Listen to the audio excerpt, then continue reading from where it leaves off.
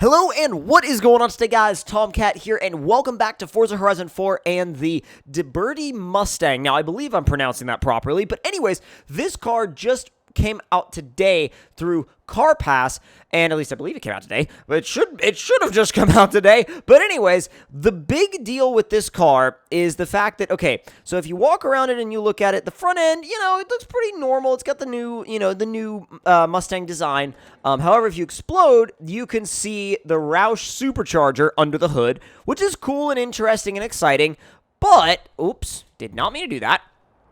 But if you come around to the rear, you can see the front has a bit of a wide body, but the rear, look at the rear tires and the rear arches. I mean, everything is just huge back there. And I believe, oh God, is that like a massive like sub box basically?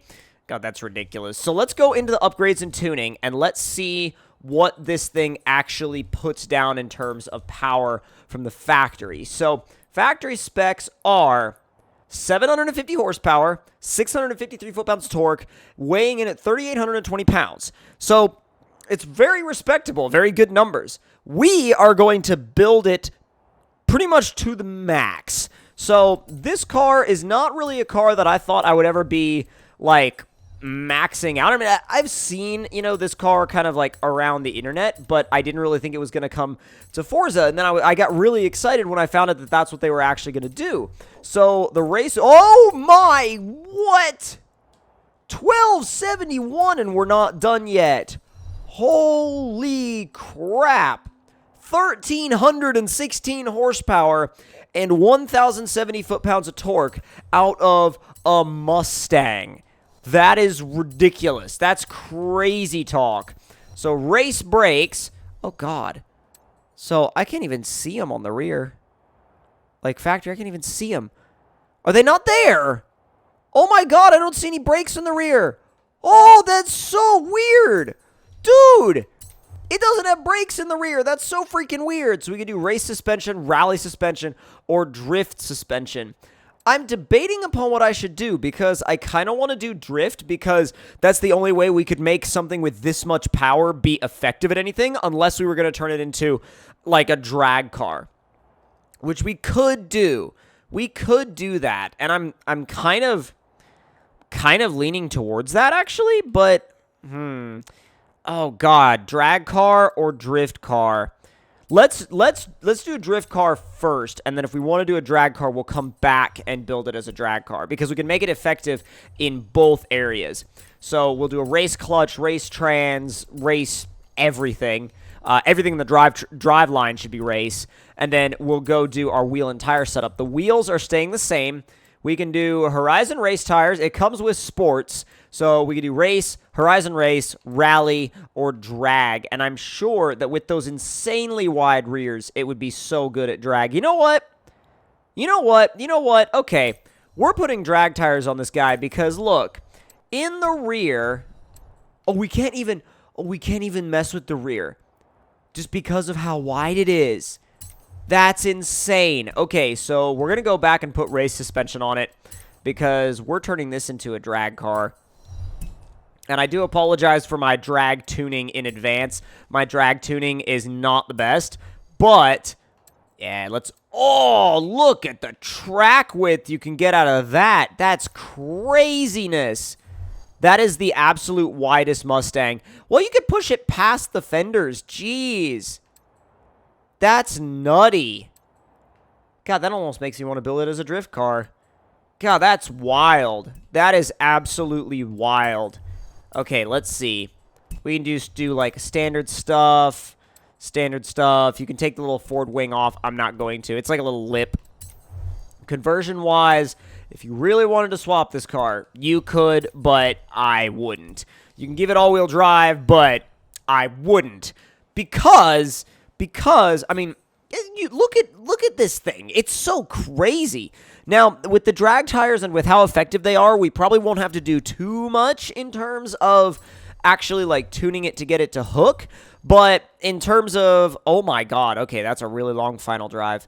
Rear, let's take the camber out of it, and let's also soften the rear so it'll kind of set a little bit better. The rear, let's make it just a little bit higher. Not by much, though. Just like an inch. Just like an inch. And then bring the front down just a little bit. And let's see.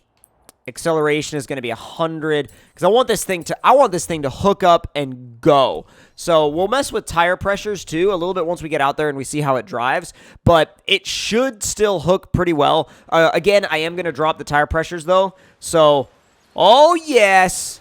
Oh yes. Yes, the rain should be done now. Sweet.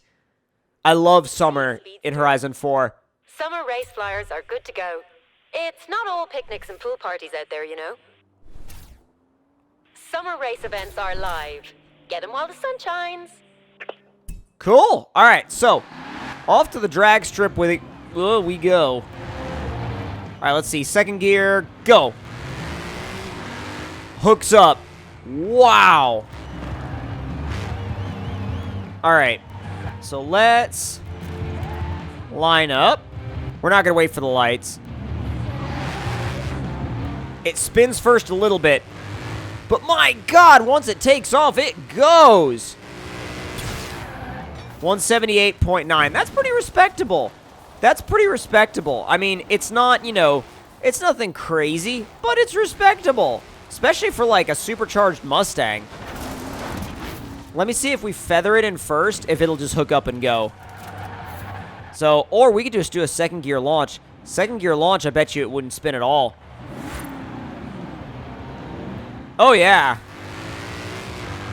And it goes all the way to, like, almost 100 in second gear. That is ridiculous. That is ridiculous. But, on the other hand, I enjoy not drift cars. I do enjoy drift cars, but I enjoy drag cars. They're fine. They're fun. But, you know what? Drag racing kind of gets a little bit boring to me after a while. So we're converting this thing to a drift car. It won't take very long. Why do I keep going to find new tunes? Okay. Platform and handling. So if you wanted to turn this thing into a drag car and you were a drag tuner, I would say go for it. Now, tire compound, I'm going to go to a street tire just because the rears on this car are so freaking wide that I'm worried that if I go to a race tire, it'll just have too much grip in the rear and it just won't work properly. So, let's see. Okay, so a little bit of toe out in the front. Stiffen the rear sway bar by a good bit because we're going to need that. Soften the front a little bit because, again, that rear is so wide. The stagger on this car is so huge. We're going to need something to overcome it. Something. Just because, again, it's such a dramatic difference front to rear that we're going to have to really work for it. It's still spinning them, though, on the street tires in fourth at 80. All right. Well, it might not be as big of an issue as we thought. Let's get out of here. All right. Woo! All right, ready to do this? And handbrake.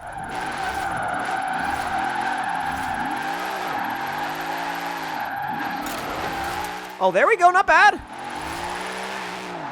Whoop. You can definitely feel the rear has a crap ton of grip. It definitely makes transitions a little slow, and if you let your revs drop, it can be really bad. But that kind of really means that you have to be committed. Like, when you throw this thing into a corner, you have to be committed. Even with this much power, you can't, like, cheat the commitment on this car. And I think maybe, like, a shorter rear-end ratio would definitely help, because we're running, like, below a 3 right now, which is crazy low. It maintains its angle well, though. Like, look at that. It maintains its angle super well. Get that little quote-unquote clipping point on the outside edge. But, man, a lot of clutch kicks. A lot of clutch kicks with this car. Arrived at your destination. Little bit of back and forth, and carry it through. Dude, it's so stable. It's so stable. Like, you can basically drift this car as, like super lazy. Super lazy, and it would still work. Because it's so freaking stable. But it's also so fast.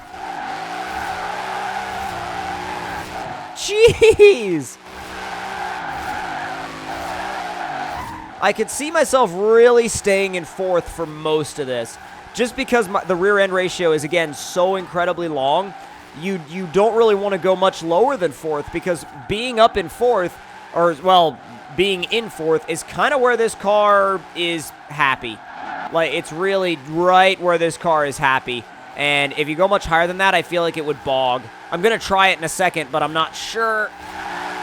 Oh, God. Oh, no, clip the fence a little bit. No big deal. Just stay flat on the throttle. It doesn't mind being on the rev limiter, that's for sure. It'll carry through like, whoa! Wow, if you're going fast enough, you can maintain in 5th gear. That's amazing. Like, with rear tires that wide, if you're going fast enough, you can still get up to 5th and maintain. That's awesome. I am all about that. That's so cool. There we go. This car drifts really well for people that know what they're doing. And when I say people that know what they're doing, like, if you come into drifting this car with very little experience, you're going to go, oh my God, it has too much grip. But you need to get your balance really dialed in, because most of the time, in order to keep the momentum with this car going, you're going to have the throttle pinned. And you're not going to be able to just feather it and spin up the rear wheels immediately. You're going to really have to have it pinned for quite a while. And if you know what you're doing, it's one of those cars where if you know what you're doing, it's easy. If you don't know what you're doing, you're going to be frustrated with it pretty quickly. And you just have to commit with this car. You have to commit to corners. But if you do commit to corners, it's super rewarding. Because, like, the follow-through, like, with angle, oh my God, it's awesome. And there we go. Ooh, God. Easy. Oh, geez. That's going way out to the side. Easy. And back to... Oh, God. That Mini still freaked me out. Even though I'm in a speed zone, it still freaked me out. You have arrived at your destination. Really glad the combo didn't stop right there. This thing's actually really good at scoring points. Like, it's really good at putting big combos together. I could see this being one of those cars that in a tandem situation, like with a really good driver, would be hard to chase because it's so, like, it's so grippy and it's so fast, and it'll outrun a lot of other cars. There it goes. Back the other way. Oh, geez. Gotta be patient with it. You gotta be patient, but you also gotta beat the crap out of it. Like, to get it to do what you want it to do. Keep it. Woo! That was crazy over the crest of that little hill. Keep it, keep it, keep it, keep it.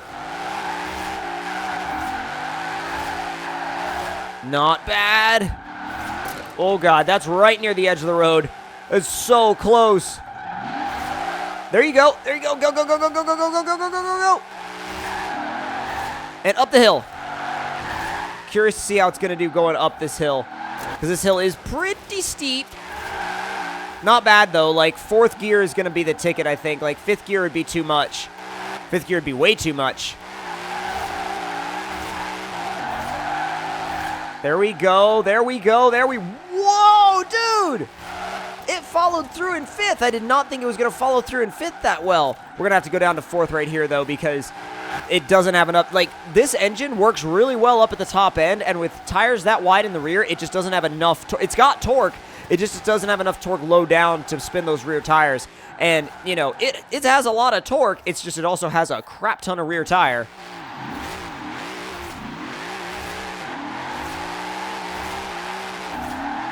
I love how the combo is still trying to catch up with us. It's like, bro, just wait. Let me catch up with you. It's so consistent. Stay on the road, please. Stay on the road, Sammy. But no, like, dude, it's so consistent. And I think that consistency is what makes it so much fun to drive. It genuinely makes it so much fun to drive. Back the other way. That should be an ultimate. Like, easy ultimates with this car. And it's not bad at the low-speed stuff either, but the high-speed stuff, wow, does it absolutely just take off.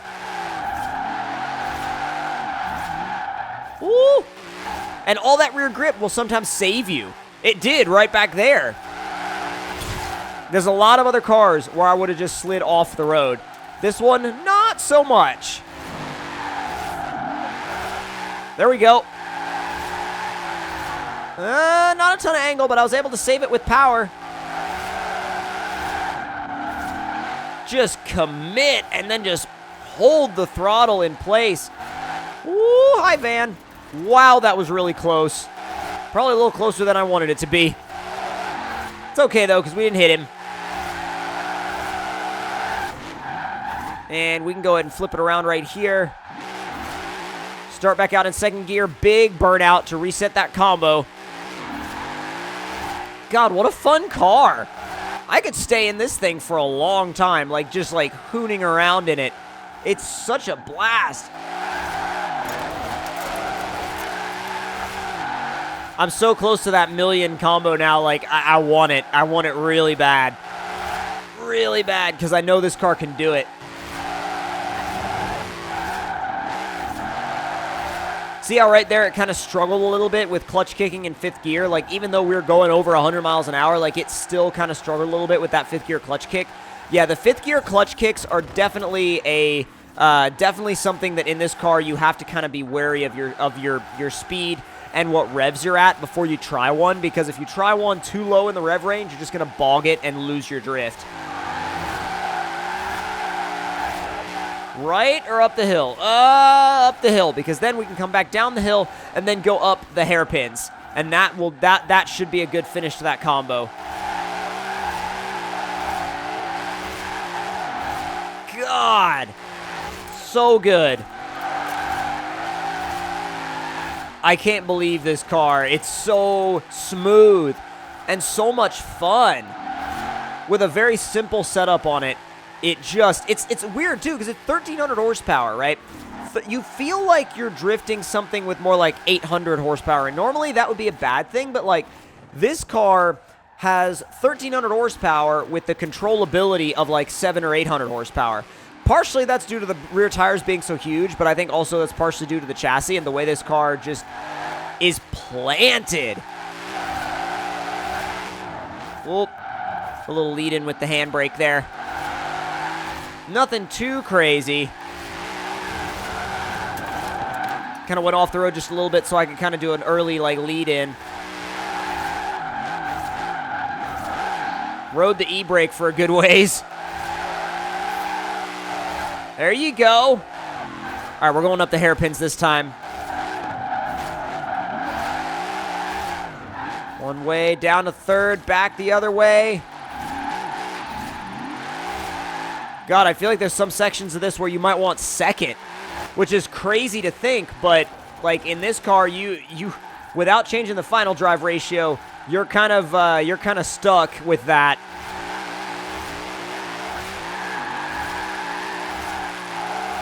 The other way, there's our ultimate from the last corner.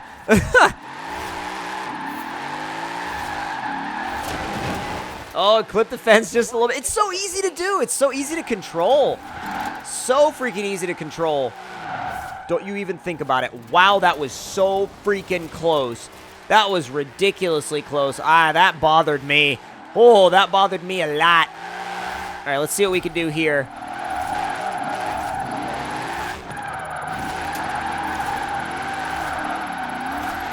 It's great at maintaining angle, too. Like, my God. Which means that not only is it great at maintaining angle, but it's great at gaining a lot of points because of the fact that it can maintain angle. And I was trying to focus on, keeping our combo going, but even then, I wasn't really focused that much on that drift zone, and I still managed to pull over 100,000 points, which is pretty respectable for really any car. But yeah, no, this thing, I love it. You guys, you have to drive one. Whether you use it for drag racing or drifting or whatever, this thing is worth it. It's an absolute beast of a car, and it needs to be in your garage, and that's why this video was 20 minutes as opposed to like 12 minutes. So, hope you all enjoyed. If you did, make sure you leave me a like, and tell me in the comments below what you guys thought of it and what other cars you would like to see. Make sure you subscribe for more. I'll see y'all next time. Talk to you guys later.